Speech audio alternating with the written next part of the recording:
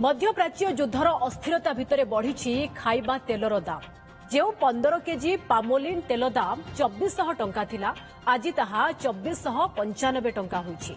सेहीपरि grade 1 सोरिष तेल 180 रु 200 टंका एवं सूर्यमुखी तेल दाम भी बढ़ी 180 टंका छुईछि। व्यवसायी संघर कहवा कथा आमदानी शुल्क बढ़िबारु रेट वृद्धि पाइछि। आमदानी शुल्क ह्रास पाई सरकार को सहभागिता आवश्यक एने आलोचना करबा पई दाबी करिछि व्यवसायी संघ।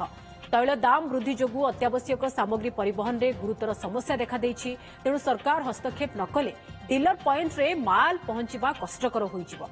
आगकू ए समस्या किपरि न हेबो सेथिप्रति सरकार आगुआ पदक्षेप नेबाकू दाबी करिसेंती व्यवसायी महासंघ। रिक्वायरमेंट भारत पाखे अच्छी से प्रकार तेल गच्छित बर्तमान आसी पारु नाही। तेणु दर वृद्धि घटुची सहित आप डॉलर जो प्रकार रेट वृद्धि दर वृद्धि घटुची ये गोटे फैक्टर रोचे।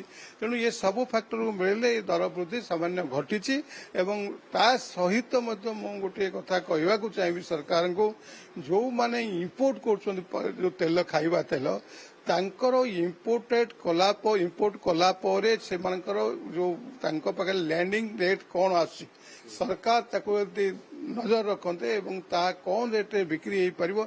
सरकार वर्तमान जो क्राइसिस समय एथिपय जेमती माननीय प्रधानमंत्री लोकों को निवेदन कले जे सुना कम किणवा खाइबा तेलर कंजप्शन कम करने सरकार जमती प्रधानमंत्री निवेदन कले सेमती मो प्रधानमंत्री महोदय को मध्य निवेदन करने को चाहिए जे जो माने इंपोर्ट करछन्ती सेमान पे गोटे स्पष्ट निर्देश रखा जाऊ जे सेमाने केते प्रॉफिट करि परिबे एवं कौन रेट पड़छन्ती समस्त सबु समय सेमाने गवर्नमेंट को रिपोर्ट करिया पई बाध्य करा जाऊ।